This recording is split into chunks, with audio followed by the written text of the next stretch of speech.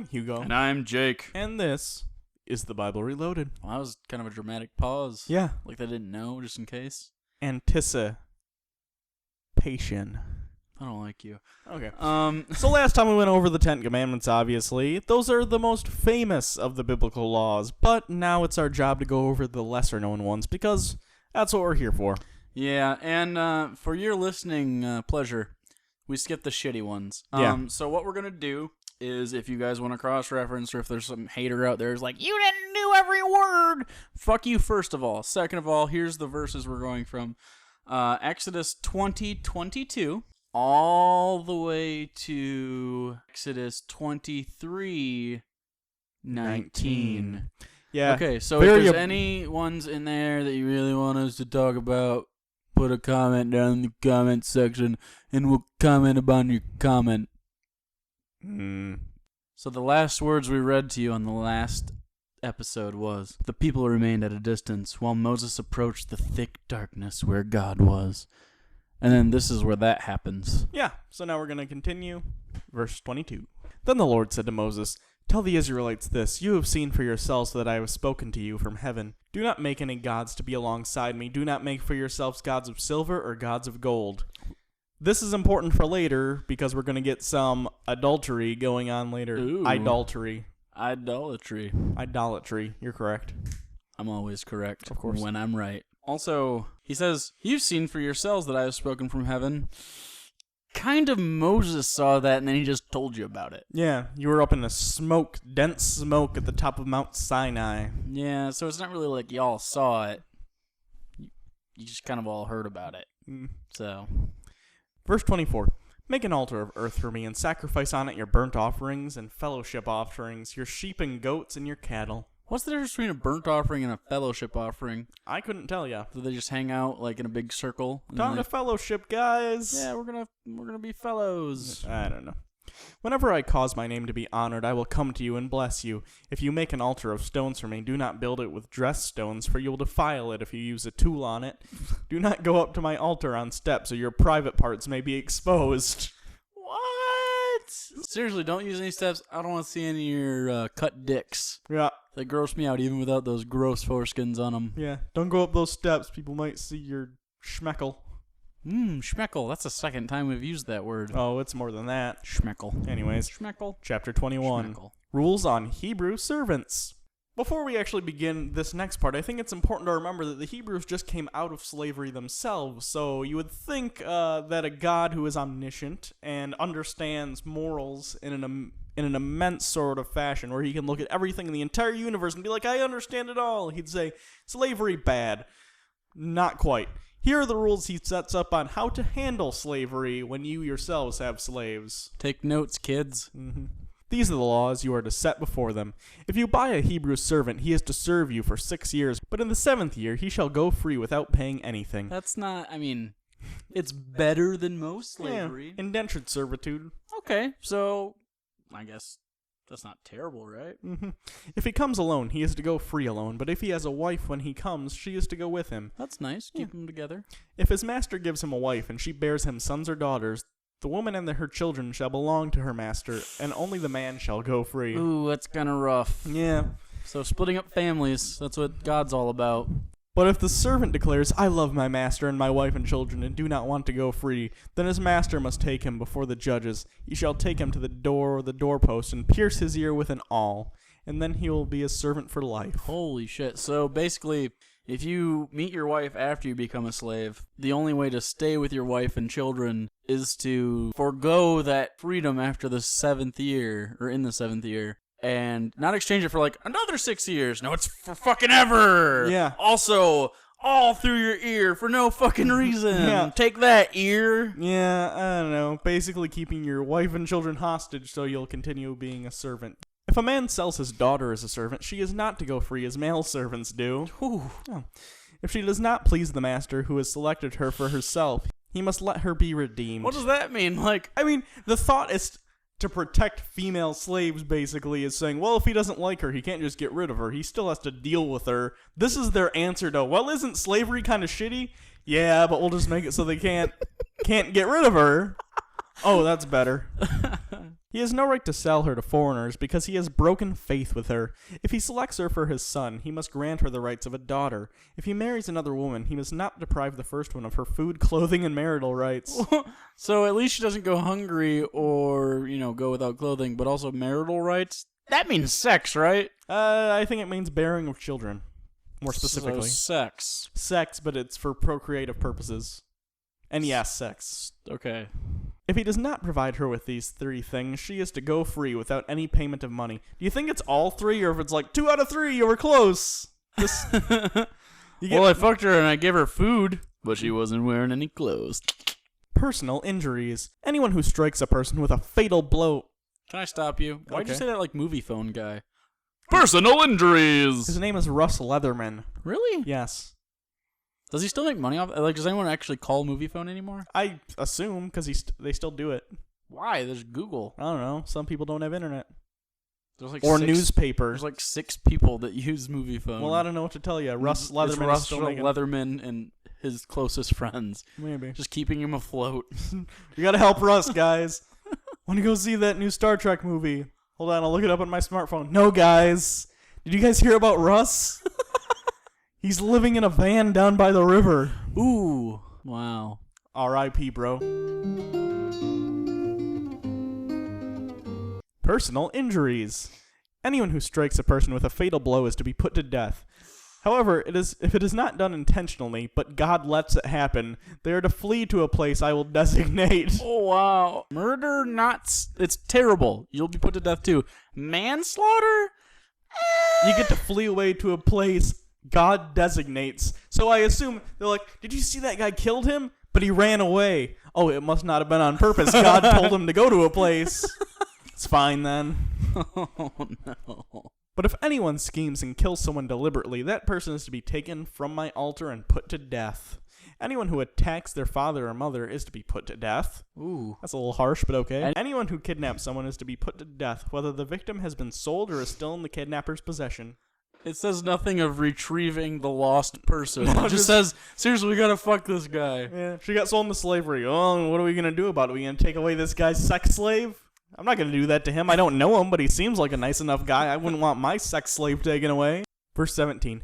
Anyone who curses their father or mother is to be put to death. Okay, so... The attacking the father and mother, I could understand more. That's assault, which murder for assault is still a pretty harsh goddamn punishment. Yeah. But cursing your mother or father, and they're to be put to death. So imagine you're like 14, and you're like, fuck you, mom and dad. I'm gonna go listen to Insane Clown Posse and write angry poetry. Drink Faygo and wear baggy clothes and paint my face. But they're like, no, fuck you, mom and dad, and then they kill you. They kill you. Is that justified? Can we get... There's no middle ground with God. He's like, well, he stubbed his toe. Fucking kill him. He raped a girl. 20 shekels. 20 shekels. Verse 18. If people quarrel and one person hits another with a stone or with their fist, and the victim does not die but is confined to bed, the one who struck the blow will not be held liable if the other can get up and walk around outside with a staff. Wait, so I can attack someone and give them a limp, as long as they're not my mother or father, apparently, and I'm good to go? Yeah. My dreams. I can use a stone to, like, I could bludgeon you, but what if you're like a really good healer? Like, you're just like, or you just only aim for the joints? Oh, if that were true now, I would go find Hugh Laurie and really make him House. Oh wow! I'd cripple the shit out of him. Just because? Because I want House to be real. Wow, that's. I'm gonna cripple him and set him in bed in my house like the movie Misery and make him read. Say, you're just a lot like Kathy I'm gonna Bates. make him read medical textbooks 24 hours a day for weeks until he's really House. And then I'm gonna get myself a secret illness, and then I'm gonna have him figure out what it is for me. I'll find Omar Epps also to help him. Pro tip: it's not lupus. That's twist. It was lupus. It was lupus. It'll be lupus, and he'll never guess it. And then I die, but House helped me, and it'll be a dramatic moment. Rides away with Wilson at the end because he has cancer. Spoilers. Hope no one's working their way through 8 seasons of House. That's I hope there's one person, because this is the last place they're like, I'm not looking for House spoilers. Oh look, a new episode of the Bible Reloaded. That one guy. House spoilers. Fuck it. Fuck you guys. Everybody dies. Verse 20, anyone who beats their male or female slave with a rod must be punished if the slave dies as a direct result, but they are not to be punished if the slave recovers after a day or two, since the slave is their property. That makes sense. I see no problems with that. That's morally justified. Yeah. It's your property. You can beat the shit out of your slave as long as he's only bedridden for like 2 days. Yeah, fuck him. And for historical context, this is the exact passage they used to justify beating slaves and how a lot of people got out of being imprisoned for mistreating people like Kunta Kinte. Verse 23. If there is serious injury, you are to take a life for a life, eye for an eye, tooth for a tooth, hand for a hand, foot for a foot, burn for a burn, wound for a wound, bruise for a bruise. Seriously, freckle for freckle, toe for toe, earlobe for earlobe, nose for nose, tongue for tongue. But this is important because it kind of fully encapsulates the ideology that's behind the Old Testament. The New Testament takes an ideology of turn the other cheek, whereas the Old Testament is very hardcore eye for an eye. Yeah. It's a good way to look at it. Verse 26, an owner who hits a male or female slave in the eye and destroys it must let the slave go free to compensate for the eye. And an owner who knocks out the tooth of a male or female slave must let the slave go free to compensate for the tooth. That is such an easy way to get out of slavery. I'd like to think that every time an owner went anywhere near the slaves were constantly jumping in front of their hands, like trying to get hit in the eye. Verse 28. If a bull gores a man or woman to death, the bull is to be stoned to death, and it must not be eaten. Oh. But the owner of the bull shall not be held responsible. Of course not. Why would that be a thing? So you stone it, but you also can't eat it. That seems like an ill use of resources. Yeah. The Native Americans would be like, what are you doing? If, however, the bull has had the habit of goring, and the owner has been warned but not kept it penned up, and it kills a man or woman, the bull is to be stoned, and its owner is also to be put to death. Whoa. This law directly contradicts the one before it. Yeah. So if it has a habit of goring, well, that means you didn't carry out the first law, did ya? It has a habit of goring. Weren't we supposed to stone it like 5 gores ago and be like... 5 gores ago? Shouldn't you have been like, we should have stoned that thing to death? Nope. Verse 32. If the bull gores a male or female slave, the owner must pay 30 shekels of silver to the master of the slave, and the bull is to be stoned to death. So 30 shekels for the death of a slave. I did a little research on this just because I knew we were going to talk about this, and they do some estimates on how much silver they thought may have been in a single shekel. Yep. And the purity is going to range, obviously, so it's going to differ. But the estimate on how much 30 shekels of silver would be in modern-day money... Highball it. It's about $435 based on today's silver prices. That's for a human being's life. $435. Of course, the difference is obviously going to be the amount of currency in circulation, so it's going to vary. But I mean, even if we doubled it, saying that our estimates are way off, $800 isn't that bad for a slave. You know that slaves are the cheapest today than they've ever been in human history? That's impressive. It's sad. Also, for reference, and we've done research, $435 is less than a manager makes at McDonald's in 2 weeks. That's not bad. If everyone making minimum wage could go around and fucking buy slaves. I mean, to be fair, like half the population would be slaves, but there'd be very low unemployment. Thanks, Obama. Oh, wow. Dude. Verse 33, if anyone uncovers a pit or digs one and fails to cover it up, and an ox or donkey falls into it, the one who opened the pit must pay the owner for the loss and take the dead animal in exchange. What a fucking specific law. This, I think, gives an insight into the social structure and the day-to-day activities of the Hebrews. Just fucking pits everywhere? If you dig a pit and some animal falls in it, you gotta pay for the animal. Like, this happens enough where this is an issue. This needs to be in the holy book.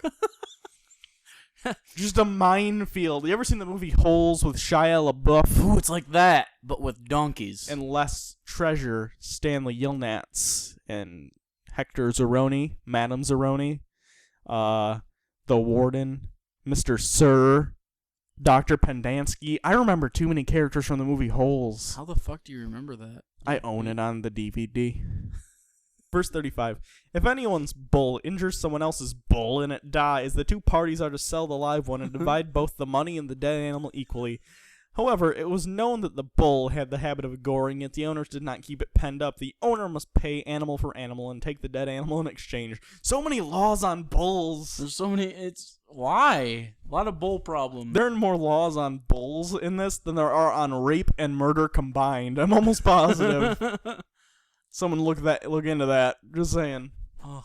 Chapter 22. Protection of property. If a thief is caught breaking in at night and is struck a fatal blow, the defender is not to be guilty of bloodshed, but if it happens after sunrise, the defender is guilty of bloodshed. What? So wouldn't every thief burgle during the day? Yeah, like in Home Alone 3. Home Alone 3? Home Alone 3. Who was in that? That wasn't the Culkin. No, it was someone else. Just someone else? You don't know? Yeah, I don't know his name. You know everyone in Holes, but not who played Culkin. I only watch 3. quality films. That's not true. I own Home Alone 3. I own all the Home Alones on VHS, except for the fourth one, which is awful. Do you still have a VCR? Yeah. We've discussed this before. It's how I watch a goofy movie. You say that with so much like, no, how am I going to watch a goofy movie without that? How am I going to watch a goofy movie without that? So it's enough to be an issue if you were without a VCR for a short time. Yeah. That's too much. I also have Goosebumps fuck on VHS. You. No, you know how... We need to watch Goosebumps together. I have some on my DVR. Anyone who steals must certainly make restitution, but if they have nothing, they must be sold to pay for their theft. Whoa. So basically, if you steal something, be prepared to be sold into slavery. That's enough for protection of property. Let's move on to social responsibility.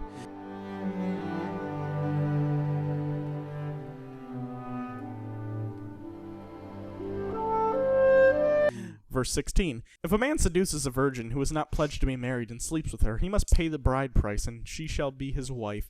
If the father absolutely refuses to give her to him, he must still pay the bride price for virgins. What? Yeah. So, you just have whoever you want, as long as they haven't been fucked before. Yeah. Do not allow a sorceress to live.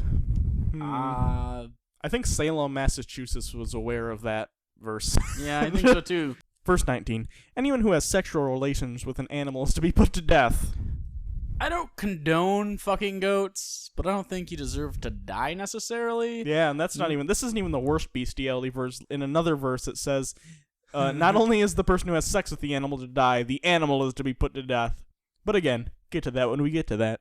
Whoever sacrifices to any god other than the Lord shall be destroyed. Destroyed. Verse 25, if you lend money to one of my people among you who is needy, do not treat it like a business deal. Charge no interest. So this is interesting. Within the in-group, you are not supposed to charge interest to anyone on loans. Yep. So this would include within Christianity, if you are a Christian lending money to another Christian, it shouldn't... Interest should not be applied. Of course, a lot of Christians will say that none of these laws apply anymore after Jesus dies on the cross, except that's not what Jesus says at all. He, in fact, says quite the opposite. Yeah. But, again, we'll get to it when we get to it. Do not blaspheme God or curse the ruler of your people. Hugo. We're fucked. I guess so. But more interesting to me is the fact that there's a superscript F above that, and then the alternate translation is, or do not revile the judges. So it's either don't blaspheme against God, or don't speak ill of the elders of your community.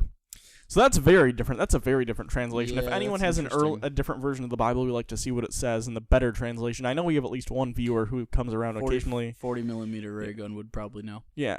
So that's you. Do it.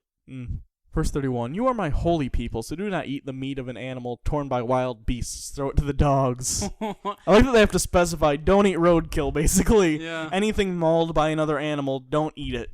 Hey, Joe. What? See that thing over there? Yeah. Looks like a dead goat. It looks delicious. Should we eat it?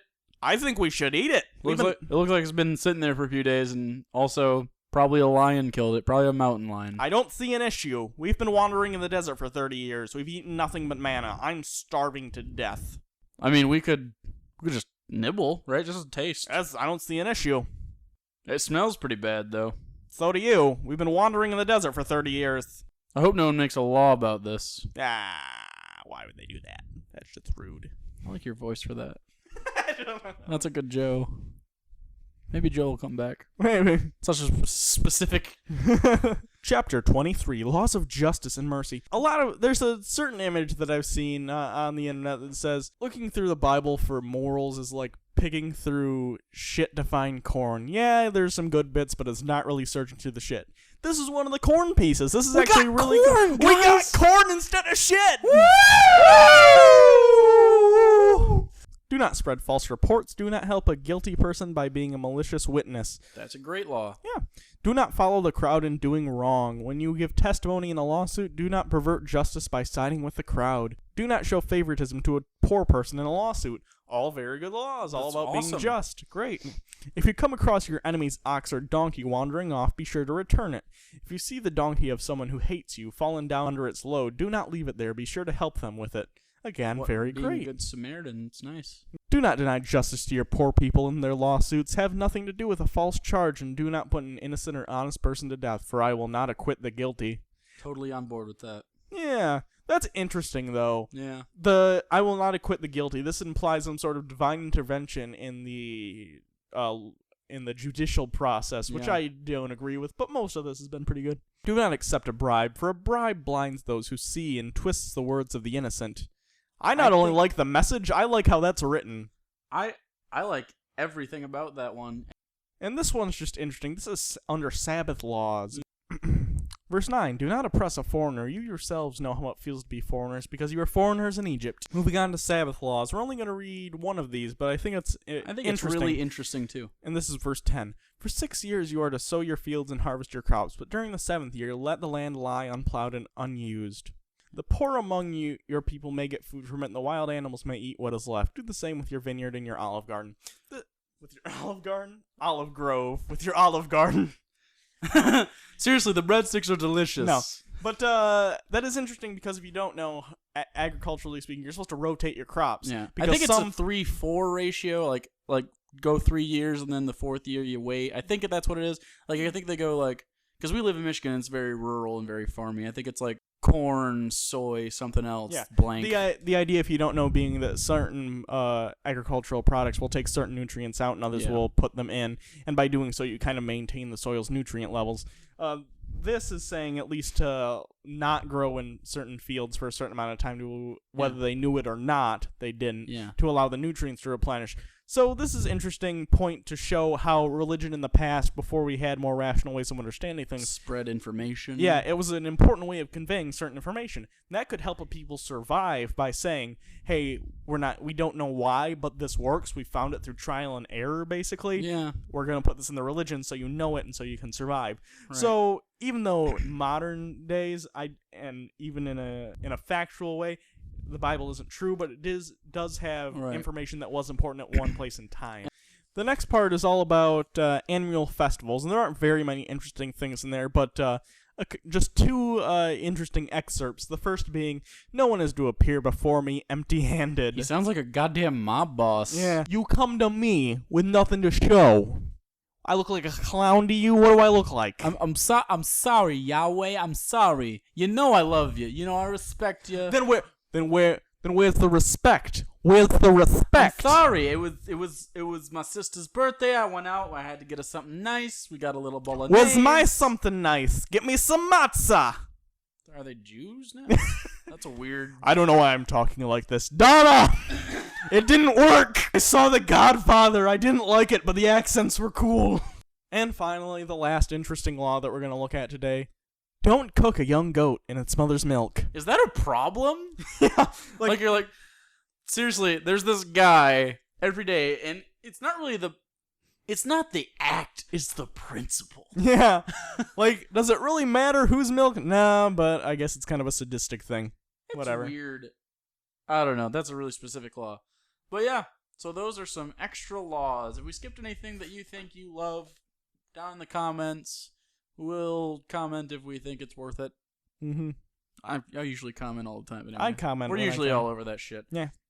We do a good job. You're welcome. Yep. Follow us on Twitter. Jake is at Bible Reloaded. He has far more followers. Fuck all of you. I'm like over 1,000. I'm at like 155. That's I wish. sad. Okay. Here's the thing. We really got to get Hugo some Twitter followers. So if you watch the show and you follow me on Twitter, where you fucking follow Hugo on Twitter, he's a good follow.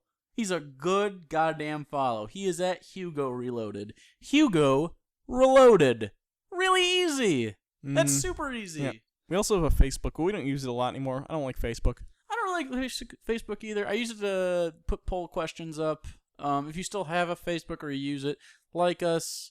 And I don't know. We have merchandise if you'd like a hat or a shirt. Fun fact, at the SSA conference we went to in Columbus, Ohio, we wore those shirts. Oh, yes. And here's a picture. Just kidding, bitches. You can't see our faces unless you go meet us at SSA conferences or atheist conventions or other stuff. 7-Eleven. Maybe we'll meet up at 7-Eleven sometime We could for do that. Slurpees. I like the blue ones. They make my tongue blue. I like how it looks Right. in the mirror. Anyways, also, if you'd like to donate $1, go for it. We have a donate page. Right. Other than that, I'm Hugo. I'm Jake. This has been the Bob Reloaded. And don't cook your babies in your mom's breast milk. Or whatever.